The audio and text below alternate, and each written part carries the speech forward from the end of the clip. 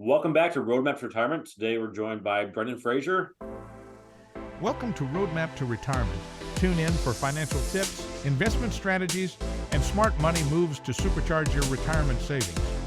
Alex Neri, CFP, and guests are here to help you build your roadmap to retirement. Brendan, who are you? So many different ways you could answer that question. I know. Let me first start by telling you who I'm not. I am not the actor Brendan Frazier, despite what many people we got the wrong hope. guy. Never mind. Cut. I'm the perennial letdown guy. So anytime I go to a hotel or to a restaurant, and there's a reservation there, whatever, they see the name, and I walk in, get there, you say, I'm like, I'm here. What's your name? Brendan Frazier. And then they like do a double check and they look, or a double take and they look, and they're like, and sometimes you can like genuinely actually see the disappointment on their face. And you're like, you know what? I'm so sorry. I apologize. It reminds me of the movie Office Space, the real Michael Bolton. I don't know if you've ever seen that one. Yeah, but right. The character's name is Michael Bolton, and I guess there's a singer too. So yeah, that's it's exactly like that. So I can start by saying I am not the actor. I'm not George of the Jungle.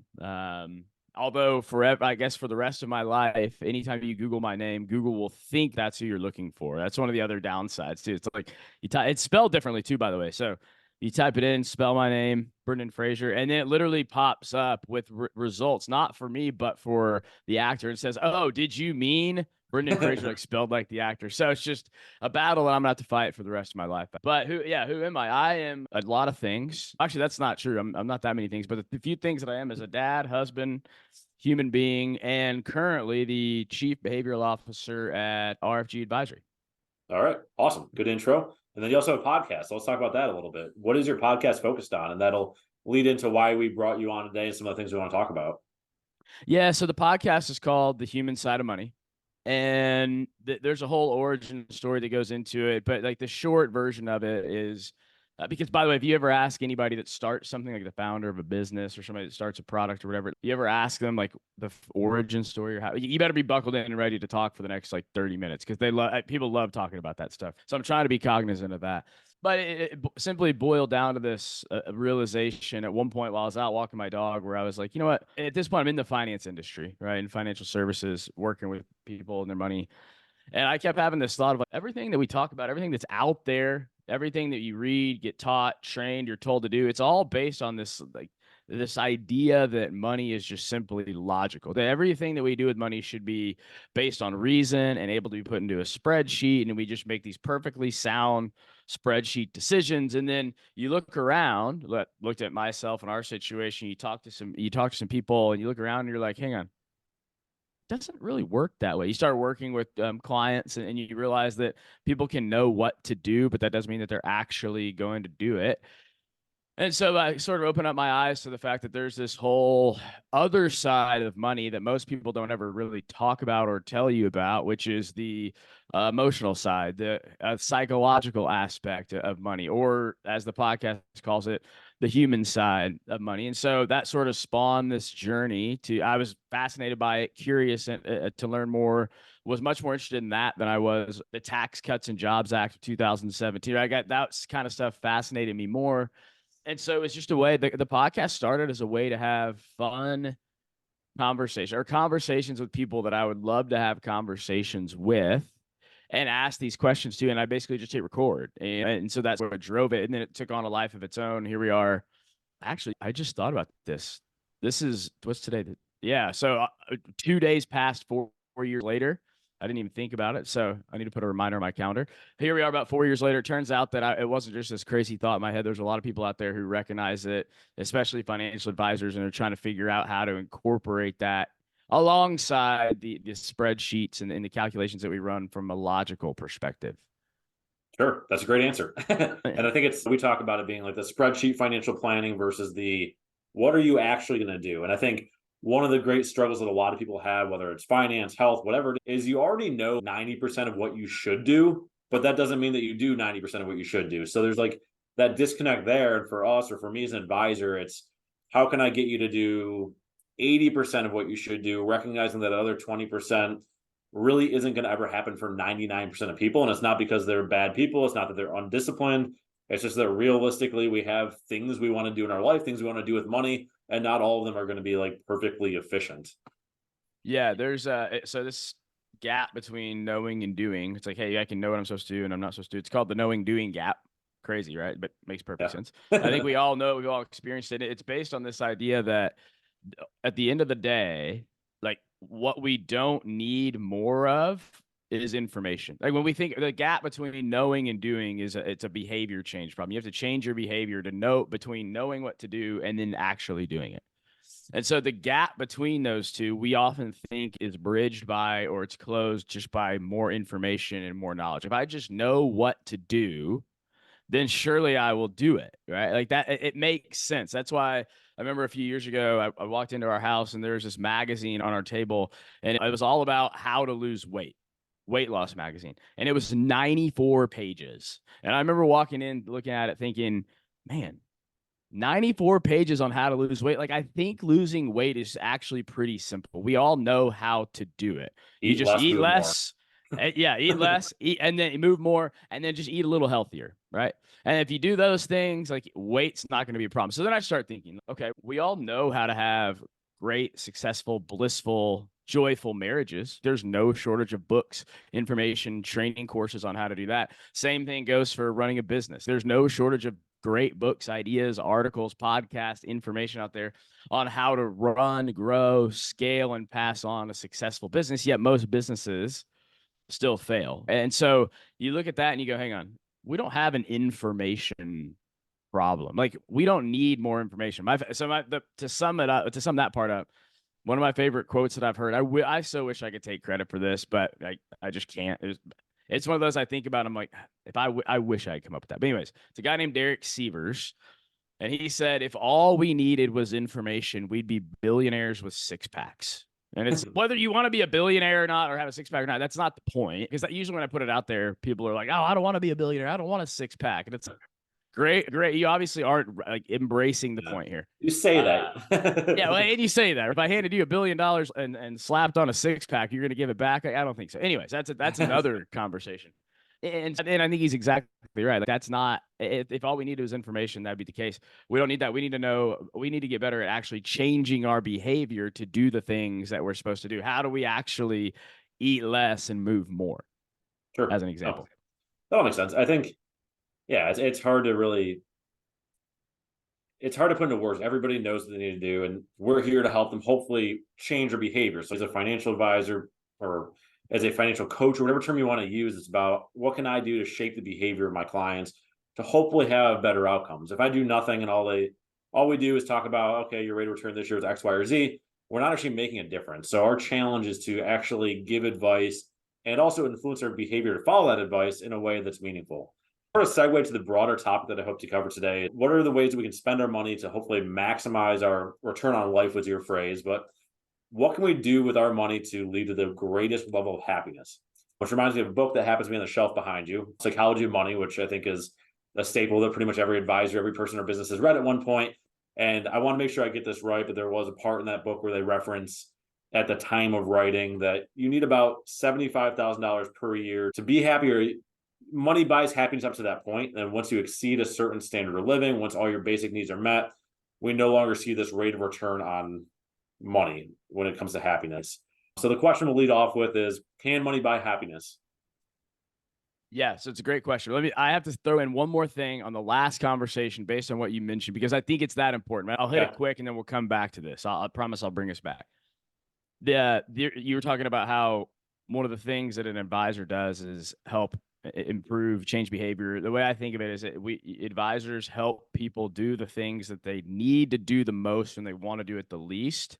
And they help them avoid doing the things they want to do the most when it would be most detrimental. Right. So, and then there's 3 different studies out there that validate this and back this up that essentially prove that the number one value that an advisor provides any client is their ability to coach or manage their behavior to do exactly that. And we all need accountability. Right. That's exactly right. All right. Does money buy happiness? So you reference those studies, and that's one of the most popular studies, that $75,000 mark, that number. What's happened over the years, if you track this stuff, is that there have been updates to this. They're still trying to answer this question of, is there a certain amount of money that can buy happiness? Is there a certain amount where you start reaching this level of contentment and satisfaction. And there's a number of factors that go into that. Not like the first of which being simply cost of living, right? Like where you and I live in New York and Nashville is certainly going to be a little bit more expensive than where my parents live in Little Rock, Arkansas. So it certainly doesn't map over directly. What you find though is that these studies on income level and happiness are like the parenting studies that are out there, where it's like the study that's done is the best study until they do the next one that proves otherwise. Our parents were like, oh, hey, yeah, you're supposed to let them cry it out. That's great for them. It toughens them up. And then research comes along. No, you can't let them cry it out. You're supposed to coddle them. And now we're like, maybe there's about so. And these studies are the exact same. Where the study is done and we believe it until the next one's done and it proves something different. And so I don't necessarily like to get caught up in does a certain level of income, does a certain level of assets create happiness and contentment? Because I think that's a moving target that we're never actually, maybe we will nail it down, but we don't have it nailed down yet. Instead, I think it's important to focus on knowing the ways that are scientifically proven and research backed to use your money, to spend the money in order to get the most out of it. To, as I say, like in order to fund the life that you want to live. So not how much do you need to accumulate, but how can you spend it to maximize your happiness, fulfillment, and satisfaction. So I'll pause there to see if that prompts any questions. If not, I've got a whole diatribe that I can go on around that. Yeah, I don't want to cut you off for sure, but I guess I would add to that so that you can define happiness in different ways. I'm sure you can talk about this at ends, but I found it interesting in some of the reading I've done. I don't remember if it was Psychology of Money or a different book, but talking about the idea of reflective happiness. So it's not necessarily like how happy do you actually feel, but it's when the question is posed of, are you happy? The reflective happiness allows you to be like, yes, I'm happy because I took this great vacation. Yes, I'm happy because I have this new Corvette, whatever it is. And it allows you to justify your happiness. Yeah. And that type of happiness tends to continue to increase as we have more resources, whether it's more income or more financial assets and that kind of thing. So to your point, whatever study came out most recent is the one that people are going to look at. And it's a constant moving goalpost of what does happiness even mean? So it's hard to nail down. No, you're exactly. That's a great point. There's different versions even of happiness, right? So yes, like you said, there may be fleeting, momentary happiness because because like you said, you're on this vacation, you just got a new car, and I think the one way I've heard it explained is and there's a lot more we can dig into this. There's been some great work done on it. And there's one of these books back here behind me called The Geometry of Wealth by Brian Portnoy, where he explains the different types of happiness. But at the most fundamental level, there's a difference between happiness and contentment, where happiness is a little bit more fleeting and momentary, and contentment's more enduring. It's your like general state of being, your general mindset. It's not based on if you're on a vacation. It's like you can be at home and feel that way. That's another good one. I read that one as well. And that might be where I'm pulling the reflective happiness from, Geometry. I feel like I read all these books and then I get them all confused in my mind. I'm not sure which came from which, but I had this challenge the other day. I went back, there's a book up on my shelf that I went back and I pulled real quick to try to reference something. And I went back and read through some of my underlines and it was like, oh man, I've forgotten like all this stuff. Do I need to reread this or am I supposed to read this other book that I want to read? So it's an ongoing challenge in my life. But all right. So when you think about using money to improve your life, or we'll say how to use money to fund the life that you want to live, there's the most important thing that we all have to recognize and be aware of is the fact that if left to our own devices, we're going to go through life pretty much on autopilot. Like without intention, without purpose, we're going to go through life on cruise control. And it's partially because the way that our brain works is that if it was constantly in thinking process, critical thinking mode, it would wear down too quickly. You'd have to go take a nap probably like right a couple hours into the day. Like it needs to go on autopilot to conserve energy. So it's if you think about the last time you think about somewhere that you drive on a regular basis. So for me, it's dropping our kids off at school or driving to work, something that I do pretty much every day. Like everybody knows that feeling that sometimes where you get there, you pull up and you're like, how did I get here? Right? Like you sit there and you're like, I don't really remember getting there. And it's because your brain's on autopilot. It knows how to get there. It's comfortable. It can do it without thinking. But if you have a day where you're driving to that destination and then on your normal path, the road is closed, you get there and you're like, road closed, you can't go the way you're supposed to. It forces you to stop. You're not on autopilot anymore because you've got to go into this processing, critical thinking mind of, okay, now what's the next best path? So it pauses you, it stops you, and forces you to be reflective and intentional. That's how we go on. That's how we go through life. There's a quote by Mark Manson. He says that there's two possible outcomes in life. Either you choose to use it intentionally or it'll be chosen for you. Either you go through life on autopilot or you have to be intentional and purposeful with how you want to go through life. And we could go into that. I'm actually going to take that, borrow his quote, and apply it to finances. There's two possible outcomes with money. Either you choose to use it intentionally or it will be chosen for you. What does it mean it'll be chosen for you? There are things, that subconscious things that are going to happen that will influence your decision making as far as finances go. One of the most popular ones or well-known ones is keeping up with the Joneses. So we're all familiar with that phrase. If you're not careful, you look up. If you're not intentional, you look up and you're like, why did I buy that car?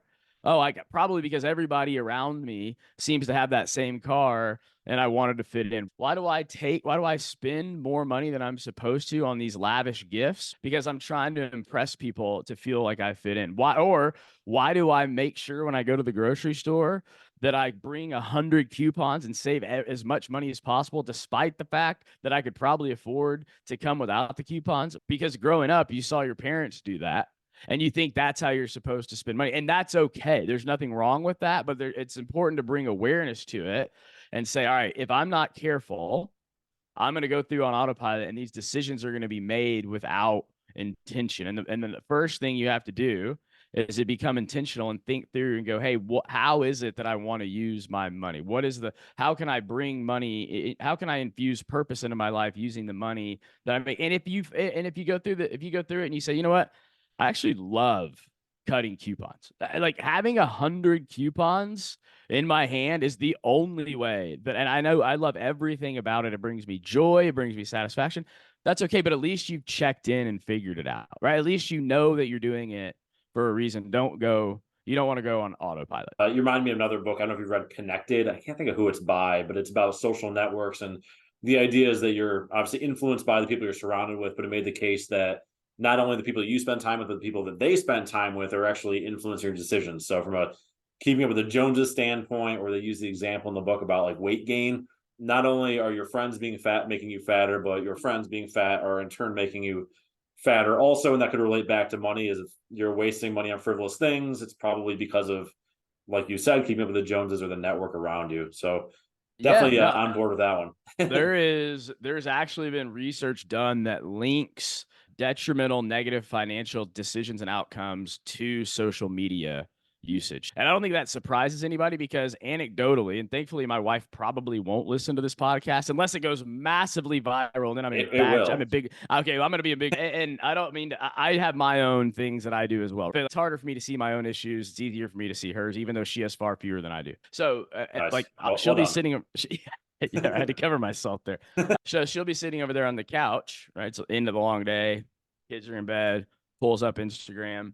She's scrolling through Instagram, and the next thing she's, hey, we need to take a trip to this place in March. And I'm like, wait, where did this idea come from? And she's like, something I've always wanted to do. And wait, did you just see something on Instagram? She's, yeah, they're going here for spring break. They went there for spring break, and I think we need to do. And I'm not saying that we shouldn't do it, right? Like, I'm not saying that's not a great idea. But why are we doing it? Are we doing it because we're seeing other people do it and we're feeling envious? And so we're trying to like bring that into our own life. Like, they look happy. Look at that. We need to do the same. And we love travel, right? So I'm not saying that we wouldn't actually do it, but it's an example of feeling connected, social media, and the influence and how it can creep into your life and influence your decision-making if you're not at least aware of it. Yeah, we talked about something similar on our podcast last week, which if you haven't listened, go back to the last episode, listen to Nate and I talk about this. But his idea was that to curb your enthusiasm for shopping, delete the Amazon app from your phone and give yourself the rule. You can buy whatever you want to buy. You can still go out and shop. There's no rules or restrictions on shopping, but you need to do it on your laptop or your desktop computer. And you need to actually go on the browser and pull up Amazon or whoever you're shopping through and intentionally, to use your word, intentionally purchase the thing you want to buy. And by taking away from your cell phone and taking away from social media and taking away like the gamified aspect of shopping that's on our phone, can hopefully give us some better outcomes. And to do it in a way where you're not saying I'm not allowed to shop, I think is powerful for a lot of people. Yeah, I think to do it in a way where you say what'd you say? Oh, it's to do it in a way where you're not like putting a restriction on yourself. You're not saying you're not allowed to shop. Yes. I think that's a powerful aspect that people can like grasp onto. Because the number one way to get people to do something is to tell them not to do it. So tell yourself you're not allowed to shop, and you're definitely going to go shop. But no, I think that's a great idea. That's a mechanism that's called a commitment device. So it's where you say, hey, right now in a cold-headed state, when I'm rational, thinking logically, and like thinking with purpose and intention, I know I don't want to go on these shopping binges for a variety of reasons. So what can I do? Because I know there's going to come a point where I'm on my phone and I'm not thinking in this cold, rational state. I'm in an emotional state because I'm looking at what they're putting in front of me. They know me well. They put the things that I want on there. Oh man, it's amazing to me how much we come up with that our kids need just simply because of these ad placements. We haven't thought about that. They definitely need that. So you, in that moment, you're not thinking as rationally. You're a little bit more emotional, right? And not in a bad way. It's just like that these companies know how to trigger the emotions in the right way. And so how do you make a decision in a cold state that can still apply when you're in a hot emotional state? That's a great example. You delete Amazon, right? So that if you want to buy something, you can't do it right there. Another one that I use for myself is I don't ever auto save my credit cards on any web browser anywhere on my computer because it's so easy. No, most people do, and I get why. It causes a lot of pain, right? But when you're sitting there and you're like, all right, I want to buy this thing. Like, what was I doing? Oh, the other night I saw this hat that I really wanted. And it's just a hat, right? Like, is it going to break the bank? No. But in order to buy it, I was going to have to get up off the couch, walk over, grab my credit card, come back, type the numbers in. And so I was, never mind. It's not worth it. But if that was automatically plugged in there, it'd been really easy to just go ahead and hit click, like 3 clicks and have it done. The other thing, another example of how to do this in real life is like if you want to eat healthier, right? You're just sitting there, and it's, for me, the battle's always with cookies at the end of the night. So what's a commitment device to eat healthier? Don't make cookies. Don't buy anything you can make cookies with. So you remove that temptation. And then, by the way, I gave myself a rule where it's like you can eat as many blueberries as you want. So it's still sweet. Obviously, it's not a cookie. It's really depressing when you're in cookie mode. But hey, you can eat as much as you want if it's blueberries, and then don't keep cookies in the house. Yeah, it's creating an environment where you can be successful. If your goal is to not eat cookies, create an environment that just doesn't have cookies, and maybe blueberries are the alternative. So that works with a lot of things. Yeah, no, that's exactly right. Okay, all right. Derailed. Classic Brendan conversation. Never stays All good. on track. Let's bring it back home. So we do have, I don't know how much time we have left. We have some time left. Let's turn our focus from there to having a fulfilled retirement. So we have this conversation with clients all the time, and I think it's one of the things that leads to happiness in life in general is having a purpose. So when you exit the workforce, a lot of times you're feeling disconnected and you feel like you don't have a purpose. So what are some things in your mind that you think that the average retired person should strive to do in their retirement to remain grounded, have a sense of purpose, and ultimately be able to use that money to create happiness, which there can be a disconnect there? Yeah, I think as we go into this, let's start big picture. And big picture wise, I think it's important for everybody of all ages, retirees or not, but it applies across the board. Anybody of all age, especially retirees, to realize that every single dollar in your bank account and every single dollar that's going to come into your bank account or your investment accounts, whatever account it is, every single dollar you have and that you will have is going to be used in one of 2 ways. Like, bar none, it's used in one of 2 ways. You're either going to use it to live or you're going to use it to give.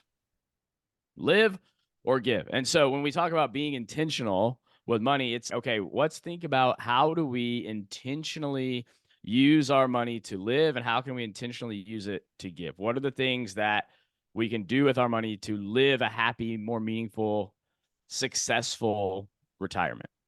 And so there's a number of things that we know that you can do as far as like how to use money to bring happiness and fulfillment. And so I'll give a couple examples. Just there's more than this, but I'll give some of the more prominent ones. So always at the top of the list, which comes as a surprise to nobody, is buying and investing in. I'm gonna use this language intentionally, by the way, not spending on, but investing in experiences, whatever that looks like. Maybe it's with your family, maybe it's with friends, whatever it might be. But what are the experiences and the memories that you want to create, that you want to have? Not what we know from the research that the experiences are more directly linked to the fulfillment, not fleeting happiness, but fulfillment and contentment.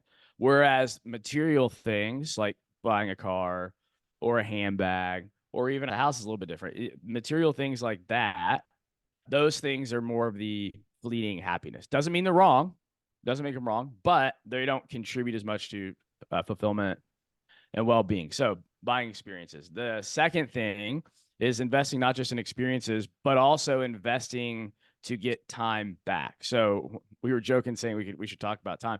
I still to this day haven't found anybody that knows how to create more time and like knows how to add more minutes and hours to the day.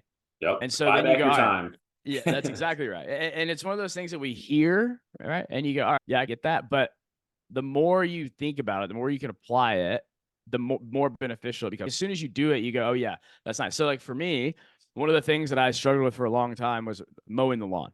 And so I was like, no, I'm the man of the house. I'm the husband. We don't even have that big of a lawn. Like I'm going to mow this lawn and I'll save us. I think we pay $50 or $60 per time.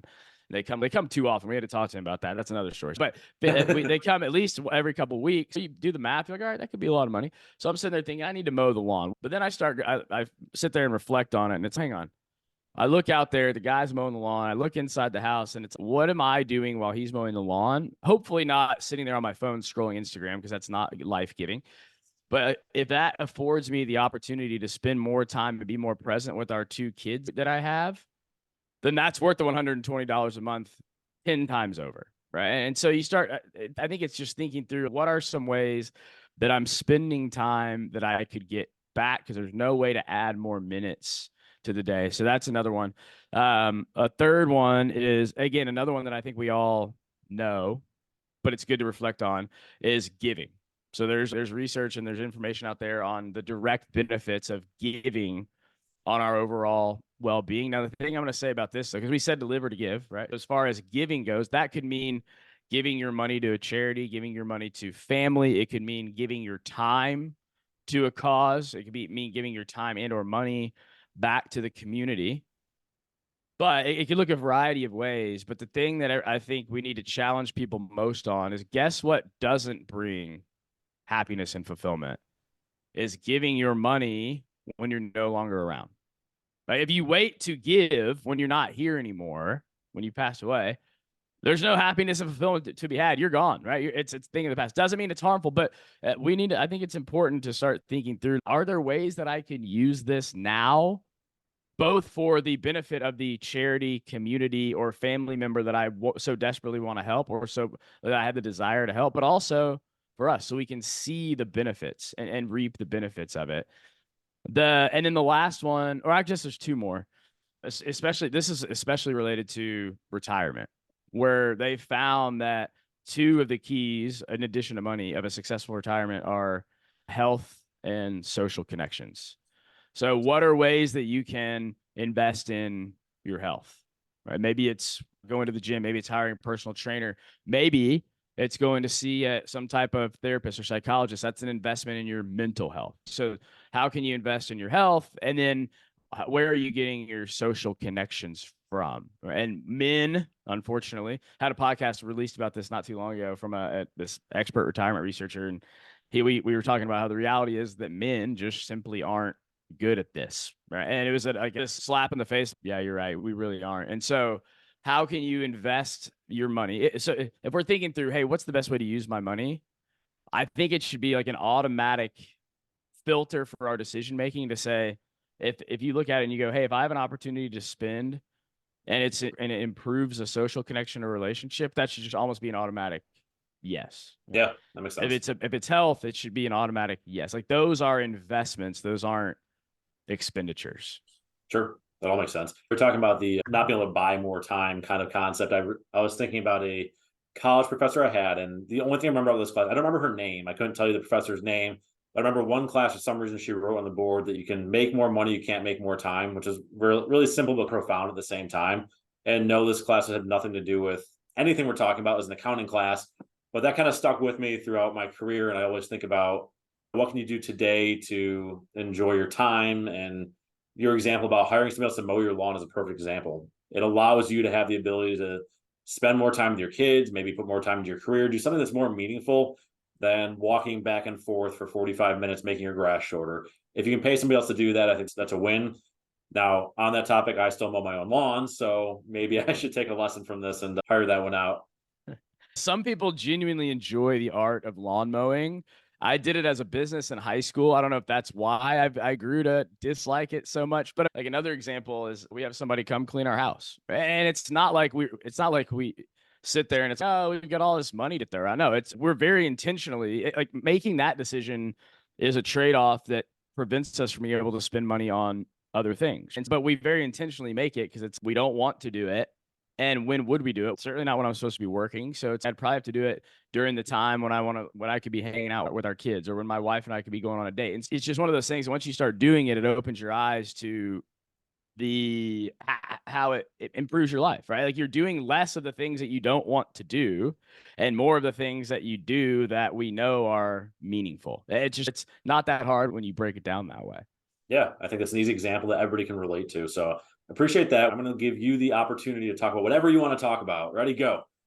Yeah. I appreciate that because I think this is there's something we have to do, which is most people will hear something like this. They'll think about it. They'll wonder, yeah, what is the life that I want to live? What does purpose look like for me? And oftentimes we're not careful. We hear that. We go, yeah, I really do wonder, but we don't really know what to do with it. Guess what? There aren't many manuals out there. There aren't many people out there. There's not like there are, but there's not a whole lot of guidebooks on, hey, here's how to uncover what's truly important to you. Here's how to craft a vision. So I mentioned earlier, it's important to be intentional about how you want to use your money, to make sure you're using it to fund the life you want to live. That's true, but you have to do a lot of work to figure out, what is this life that I want to live? What do I want that to look like?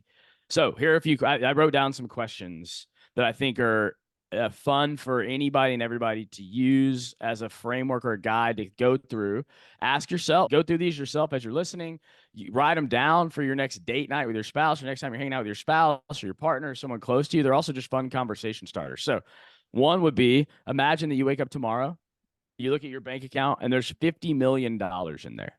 You've got $50 million in your account. First of all, you should be skeptical of where it came from. Don't go spend it until you prove that it's real. But once you know that it's legitimate, because I put it in there for you, I don't know how I'm going to do it, but I'm going to figure out a way.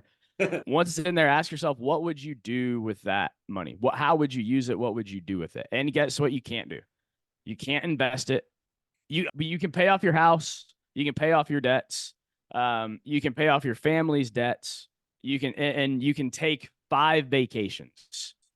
You can't invest it. And after all that, you're still probably left with, no matter who you are, somewhere north of $40 million.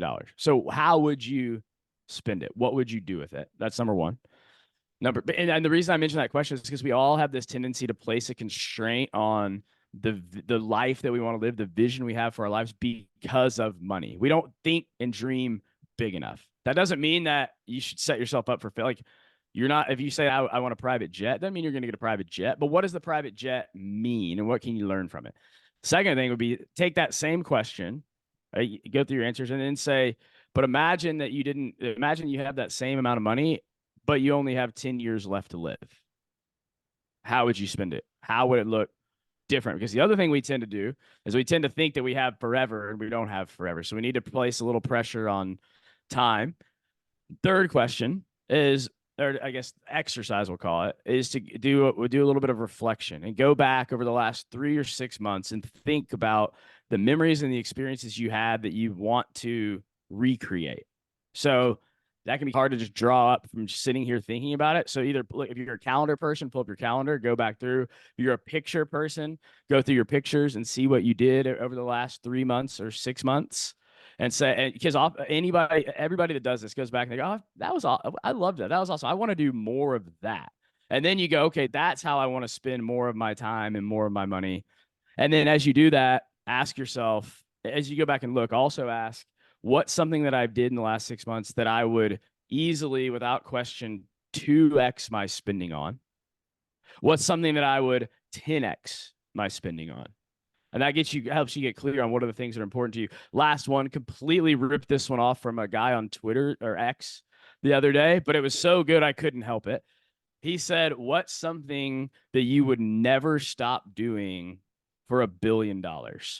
Like what's something that is not worth it? If somebody offered you $1 billion, you would have to say no. And that one's a little hard. You're like, what do you, I would choose anything. It's if they, someone get his example, which I agree with, was if somebody gave him $1 billion and said, you can have this, but the one thing you can never do again for the rest of your life is work out. He was like, I would not do it because it impacts the length and the quality of my life. There's some people out there, by the way, that are like, yeah, not work out. Okay, no problem. That's easy. It's like, what are the things you would never stop doing for $1 billion? And that shines a spotlight on the things that are most important to you that you should be doing. All right, there we go. You gave me the floor to end it, and you didn't know I was going to take that long, but I couldn't help it. I'm sorry. That's awesome. I expected nothing less. Cool. This has been Roadmap to Retirement. Brendan, thank you for joining us. I think this was awesome. I hope everyone gets to take something away from this as powerful and helps their relationship with money. But that's it. Thanks, guys. Thanks for having me. Content here is for illustrative purposes and general information only. It is not legal, tax, or individualized financial advice, nor is it a recommendation to buy, sell, or hold any specific security or engage in any specific trading strategy. Results will vary. Past performance is no indication of future results or success. Market conditions change continuously. This commentary reflects the personal opinions, viewpoints, and analyses of Alexander Neri. It does not necessarily represent those of RFG Advisory, their clients, or their employees. This commentary should not be regarded as a description of advisory services provided by Alexander Neri or RFG Advisory, or performance returns of any client. The views reflected in the commentary are subject to change at any time without notice. Advisory services offered by investment advisory representatives of RFG Advisory, a registered investment advisor. Alexander Neri and RFG Advisory are unaffiliated entities. Advisory services are only offered to clients or prospective clients where RFG Advisory and its representatives are properly licensed or exempt from licensure. No advisory services may be rendered by RFG Advisory unless a client agreement is in place.